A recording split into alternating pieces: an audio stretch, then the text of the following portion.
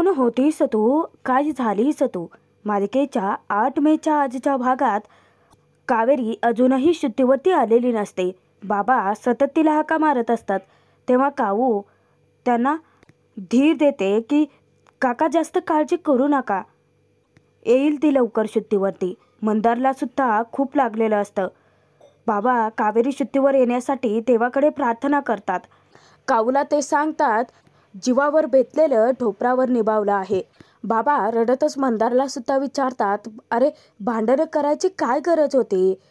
बघतोयस ना तुला सुद्धा किती लागलंय. तर मंदार तिथे स्वतःचे घाव लपवण्याचा प्रयत्न करतो, परंतु बाबांच्या नजरेतून थोडीच ते सुटणार आहे. माझ्या कावेरीचा जीव स्वतःच्या जीवावर उदार होऊन तू वाचवलास. बाबा त्यांच्या उपकाराचे ऋणी तर असतातच, परंतु मंदारचं औषध पाणी सुद्धा करायला ते मंदारला घेऊन जातात बाहेर. इकडे धर्माधिकारी कुटुंबात मात्र हे भाऊ बहीण एकमेकांची चेष्टा मस्करी करत असतात. जेव्हा संदीप येतो पाहतो तर विद्या निशाची चंपी करत असते. तेव्हा निशा विचारते की दादा बघ हा, तुला करायचे असेल तर, नाहीतर पुन्हा म्हणशील की माझ्याच बायको करून सगळं करून घेतलं. आता तिथे चंपीचा विषय निघलाय म्हटल्यानंतर संदीप निशा दोघंही उदयची आठवण काढत असतात. इतक्यातच यमुना काकू दोघेही तिथे हजर होतात आणि त्यांना नवलच वाटतं. संदीप विद्याला सांगत असतो की खरं तर ना, चंपीचं नाव काढलं की माझ्या त्याच्यासोबतच्या खूप साऱ्या आठवणी आहेत. उदयदादा किती मस्त चंपी करून द्यायचा, म्हणजे ना अख्ख्या डोक्यावरचा कामाचा भारच हलका व्हायचा, खूप शांत वाटायचं. निशासुद्धा उदयच्या खूप आठवणी काढते. ती म्हणते की मॅथ्सचे माझे प्रॉब्लेम तर तो जोपर्यंत मला समजावत नाही ना तोपर्यंत काही कळतच नसायचं. मला सुद्धा त्याची खूप आठवण येते. दादा आपला उदयदादा परत यायला हवाय ना. तेव्हा इकडे या दोघींना मात्र झटक्यावर झटके बसत असतात. निशाने तसं विचारतात संदीप उत्तर देतो की परंतु त्याला माफ करेल तरच तो येईल ना. सुलक्षणा कोणत्या तरी विचारात हरवलेली असते आणि तितकीच अस्वस्थ सुद्धा असते. तेव्हा श्रीकांत येतो आणि श्रीकांत येताच तो तिला तसं पाहता विचारतो की मंडळी अजून किती दिवस तुम्ही असं राहणार आहात? नाही म्हणजे मला माझं उरलेलं आयुष्य माझ्या मुलांसोबत हसत खेळत आणि नातवंडांमध्ये घालवायचं आहे. त्या दोघांमध्ये जे बोलणं होतंय ते यश बाहेरून चोरून ऐकत असतो. खरं तर हा मुद्दा बाबांनी मांडलाय तो त्याच्यासाठी चांगलंच असतं. इथे श्रीकांत सुलक्षणाला म्हणतो की मंडळी बघा, विचार करा, नाही म्हणजे आमच्या आयुष्यात आता कितीचे दिवस उरलेत. सुलक्षणाच्या काळजाचा ठोकाच चुकतो. श्रीकांत सुद्धा सुलक्षणाला रिक्वेस्ट करतो की माझी एवढी एकच इच्छा पूर्ण करा, माझे एवढेच ऐका.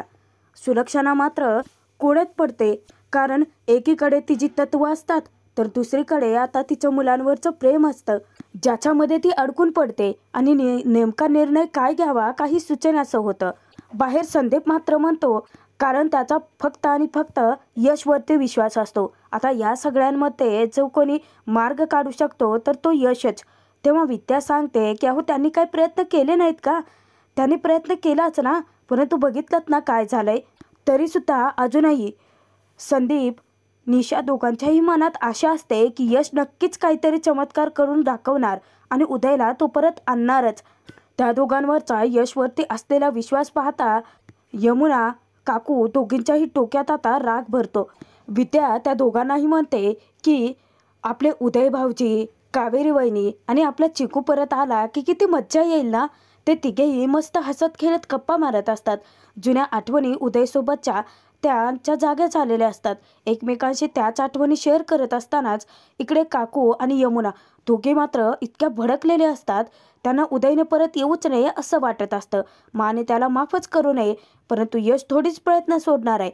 काकू लगेच यामीला म्हणजेच यमुनाला डिवचायला लागते की बघतेस ना क्या उदयच्या आठवणीने किती व्याकुळ झालेत सगळे. तेव्हा यमुना सुद्धा काकूंना सांगते की मगाशीचं माचं रूप हे विसरलेत वाटतं. नाही म्हणजे त्यांना सांग त्यांचा उदयदादा काय परत येणार नाहीये, स्वप्नातून बाहेर या म्हणावं. परंतु इथे खरं तर समजूतदारपणा यमुनाच्या मध्येच नसतो.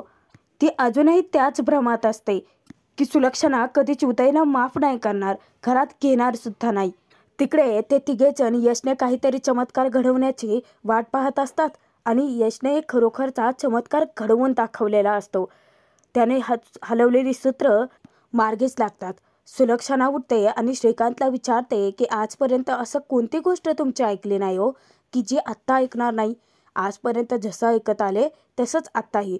तुमची इच्छा आहे ना, मान्य आहे मला. इकडे यश इतका खुश होऊन जातो ना, त्यांच्यासाठी हा आनंदाचा धक्काच असतो की स्वतः सुलक्षणा माफ करून उदयला त्याच्या परिवारासोबत स्वीकारायला तयार आहे. सुलक्षणाच्या तोंडून ते शब्द बाहेर पडताच यशचा आनंद गगनात मावेनासा होतो. डोळ्यांमध्ये आनंदाश्रू दाटून आलेले असतात. धावतच आनंदाची बातमी देण्यासाठी तो बाहेर येतो. इकडे कावेरीच्या बाबांनी मंदारच्या जखमेवरती मलम लावलेलं असतं. त्याच्या दुःखावरती पुंकर घातलेले असते. तेव्हा मंदार म्हणतो की काका, ती माणसं खूप डेंजर आहेत. म्हणजे त्यांच्याकडे रॉड, चेन अशी खूप सारी हत्यारं होती आणि त्यांना पूर्ण खात्री आहे की ती माणसं दिगंबरचीच आहेत. त्यांच्यावरती हल्ला घडवून आणणारा सुद्धा दिगंबरच आहे. तेव्हा कावेरीच्या बाबांना धक्काच बसतो. बाबांच्या मनात भीती दाटून येते. मंदारला ते म्हणतात की तो होता म्हणून बरं झालंच, नाहीतर माझ्या कावेरीचं काय झालं असतं. तेव्हा मंदार म्हणतो की काका, असा विचार करू नका. आज मी तुम्हाला वचन देतो, मी कावेरीच्या केसालाही धक्का लागू देणार नाही. मी कायम कावेरीचं रक्षणच करेन, कारण मला तिचं स्वप्न पूर्ण झालेलं पाहिजे आहे आणि तिचं स्वप्न पूर्ण करण्यासाठी मी जीवाचं रानसुद्धा करेन. बाबा एकटक वेड्यासारखे मंदारकडे पाहतच राहतात की कावेरीसाठी मंदारच योग्य आहे का असं त्यांना वाटायला लागतं. कारण तो किती काळजी करतो. स्वतःच्या जीवावरती उदार होऊन त्याने कावेरीला वाचवलं. बाबांना कावेरीसोबतचं झालेलं बोलणं आठवतं की त्या दोघांचं स्वप्न पूर्ण करणाराच मुलगा त्यांना हवा होता आणि मंदार अगदी तसाच आहे. विचार करतात बाबा की मी माझ्या बाईसाठी जसा मुलगा शोधत होतो, मंदार अगदी तसाच आहे. तिच्या रक्षणासाठी स्वतःचा जीव धोक्यात घातला याने. आणि अशी मुलं आजकाल बघायला तरी मिळतात का? असाच मुलगा मला माझ्या काऊसाठी हवा होता. मला माझ्या हातात आलेली ही संधी वाया घालवायची नाही आहे. मी आजच त्याला विचारतो. बाबांच्या मनोमनच हे बोलणं चालू असतं. म्हणजेच मंदारच्या दुःखावरती मलमपट्टी करत असतानाच ते विचार करत असतात. बाबा खूप सारी हिंमत गोळा करतात आणि मंदारला अखेर विचारूनच टाकतात की माझ्या कावेरीची आयुष्यभर अशी काळजी घेशील का? तेव्हा मंदार म्हणतो की हो. सुरुवातीला तर त्याचं काही लक्षात येत नाही. बाबांचा आनंद गगनात पावेनासा होतो. ते विचारतात की मला माहितीच होतं की तू नाही म्हणणारच नाही. म्हणजे मला हे सुद्धा माहिती आहे बरं का की तुझं तिच्यावरती किती प्रेम आहे, म्हणूनच तर तिच्यासाठी स्वतःचा जीव धोक्यात घातलास ना. तेव्हा मंदार हसायला लागतो. मंदारला पुढे ते सांगतात की प्रत्येक मुलीला असाच नवरा हवा असतो आणि तुझ्यासारखे जावई जर आम्हाला मिळणार असतील तर आम्हाला म्हाताऱ्या माणसांना आणखीन काय हवं असतं. बाबा तिथे मंदारला अखेर विचारूनच टाकतात की तू माझ्या कावेरीशी लग्न करशील? मंदार आता स्तब्धच होऊन जातो. इकडे तोपर्यंत यशने निशाला बोलावलेलं असतं आणि तो इकडे तिकडे फेऱ्या मारत असतो. निशा येताच विचारते की दादा, एवढ्या घाईघाईने कशाला बोलावलं? तेव्हा यश पटकन दरवाजा आधी आतून बंद करतो आणि तो म्हणतो की माझ्याकडे इतकी मोठी गुड न्यूज आहे ना, ऐकली तर नाचायलाच लागतील.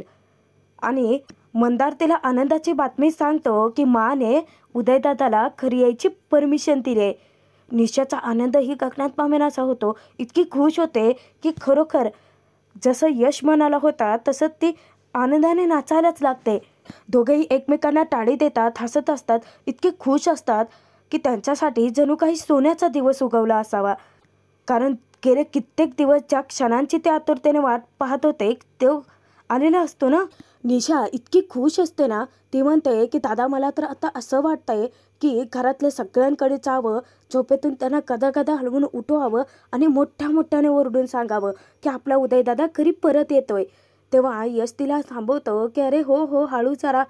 निशा यशकडे रिक्वेस्ट करते की आपण घरच्यांना नाही सांगू शकत, मग आपण उदयदादाशी तर बोलू शकतो ना. ही आनंदाची बातमी आपण त्याला देऊयात ना. दादा प्लीज एकदा कॉल कर ना त्याला, मला त्याची रिॲक्शन बघायची आहे. आता निशा तिथे हट्टीपणा करते, परंतु यशला सुद्धा तेच हवं असतं. यश म्हणतो की चल आपण लगेच बोलूया. यश उदयला फोन करणार तर तो स्वतःला थांबवतो आणि निशाला हे सांगतो की नको, आपण स्वतः उदयदादाला फोन करून ही आनंदाची बातमी द्यायला नको. माने स्वतः त्याला फोन करू देत. त्याच्यासाठी सगळ्यात मोठं सरप्राईज तेच असेल. तेव्हा निशाला सुद्धा यशचं म्हणणं पटतं. परंतु सुलक्षणा इकडे श्रीकांतला हे सांगते की फक्त तुमच्यासाठी मी त्याला बोलावते, तुमचा मान राखण्यासाठी. फक्त तुमची इच्छा आहे म्हणून ते दोघे इथे येतील आणि राहतील सुद्धा.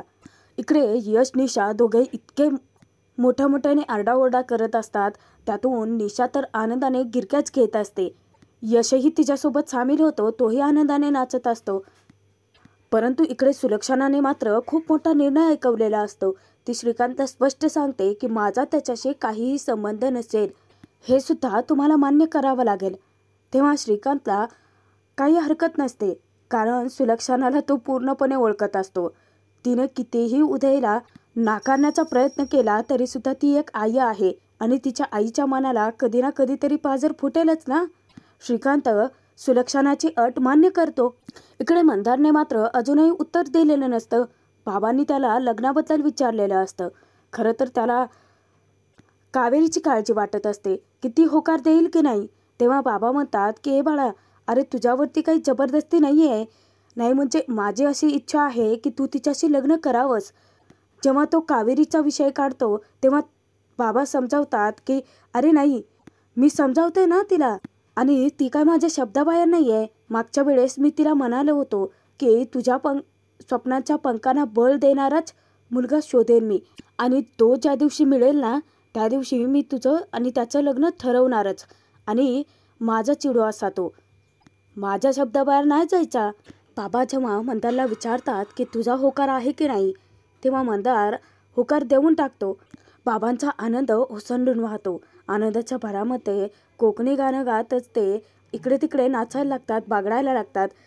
मंदार हसत त्याला म्हणतो की काका, अहो जरा हळू, नाही म्हणजे आनंद साजरा करतोय आपण, कावेरीचा होकार मिळायचा आहे.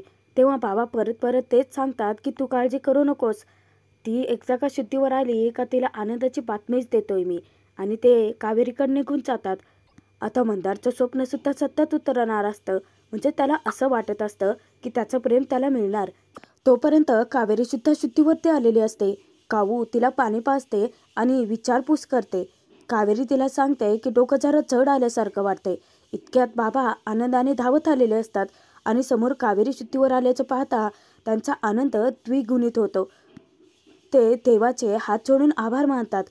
बाबा म्हणतात की काळ आला होता परंतु वेळ आली नव्हती, आणि तू असं कसं काय वागू शकतेस. गावच्या भल्यासाठी तू स्वतःचा जीव धोक्यात घातलात, या म्हातारे बापाचा जराही विचार केला नाहीस.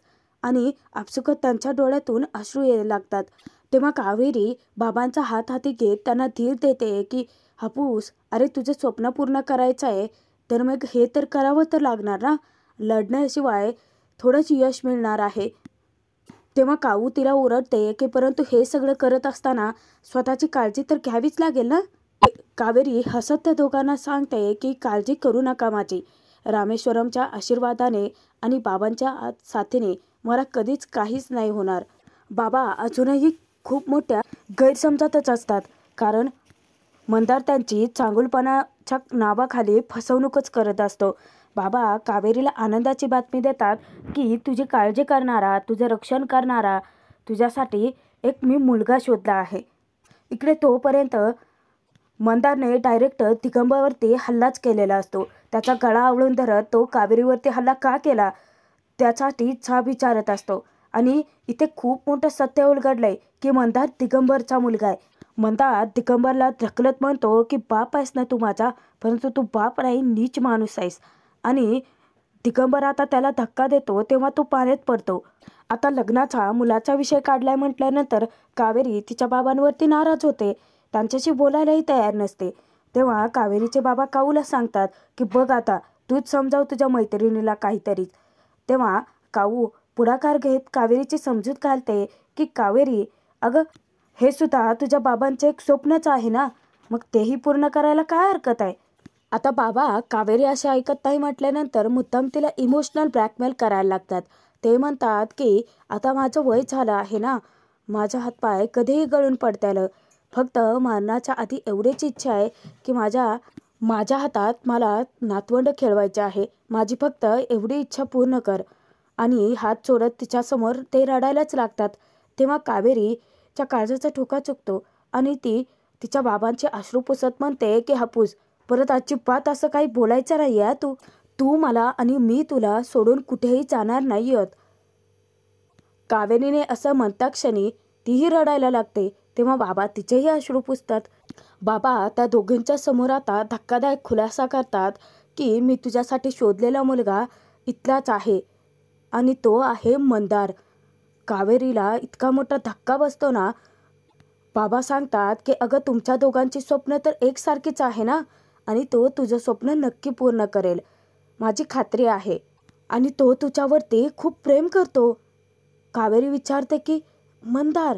बाबांचा मंदारवरती आता इतका विश्वास बसलेला असतो की त्याने तसा चांगुलपणाच दाखवलेला असतो, परंतु चांगुलपणाच्या नावाखाली तो त्यांच्याशी किती मोठा विश्वासघात करतोय हे अजून तरी उलगडलेलं नसतं ना. तेव्हा बाबा खुश होऊन कावेरीला सांगतात की आज त्याने तुझा जीव वाचवला, तेही स्वतःचा जीव धोक्यात घालून. कावेरी विचारते की मंदारने. इकडे मंदार मात्र हसत सुटलेला असतो, कारण कावेरीच्या डोक्यात वार करून तिला बेशुद्ध करणारा तर तोच असतो ना.